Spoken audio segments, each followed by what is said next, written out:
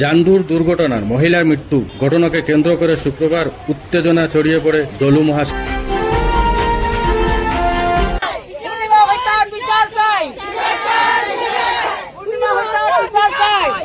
ঘটনার প্রতিবাদে স্থানীয় বাসিন্দারা সড়ক অবরোধ করে বিক্ষোভ দেখান। এর ফলে দীর্ঘ সময় ধরে যানবাহন চলাচল অব্যাহত হয় এবং দুর্ভোগে পড়েন বহুযাত্রী। আটকে পড়ে বিভিন্ন যানবাহন ও স্থানীয় সূত্রে জানা গেছে বৃহস্পতিবার দুপুর কাছাড় জেলার কালীনগর এলাকার বাসিন্দা প্রায় 70 বছর বয়সী পূর্ণিমা সিংহে একটি অটো ধাক্কা দেয় বলে অভিযোগ। এরপর তাকে চিকিৎসার জন্য নিয়ে যাওয়ার কথা বলে অন্যত্র সরিয়ে দেওয়া হয়, এমন অভিযোগও উঠছে। পরবর্তীতে রাতে স্থানীয়দের নজরে বিষয়টি আসে এবং খবর দেওয়া হয় পরিবারের সদস্যদের। লোকজন তাকে উদ্ধার করে শিলচর মেডিকেল কলেজ হাসপাতালে নিয়ে যান, তবে চিকিৎসাধীন অবস্থায় পূর্ণিমা সিংহের মৃত্যু হয়।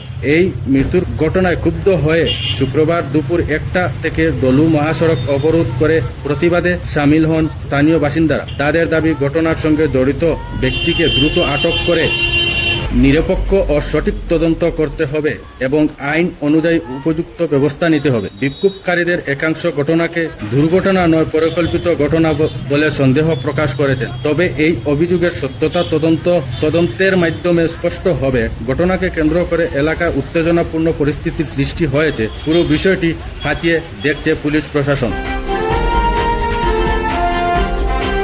উঠাইবার চেক করতে আসলা অরুণোদয় তাই ফাইন না ওইখানে আসলা, তার নাম কি তা ওই যে ওইখান থেকে বার হয়ে ওই যে পুনম ম্যাডাম থেকে বার হইয়া এই ব্রিজের সামনে আইছে। ওইখানে আইতেই অটো চালকে ধাক্কা মারছে আর ফালাই দিছে। তারে ফালানি লগে লগে 3 জন আসলো অটোতে, উঠাইছে 3 জনে ধরিয়া রওনা দিছে বরকলার দিকে। রওনা দিয়ে আবার তারা ঘুরিয়া নিয়ে তারা ওইখানে নিয়ে ফালাইছে ময়নাগড়ের রাস্তা জঙ্গলের কিনারে ফালাই দিছে। নাম হলো পূর্ণিমা সিংহ, বয়স তো 60 বছর।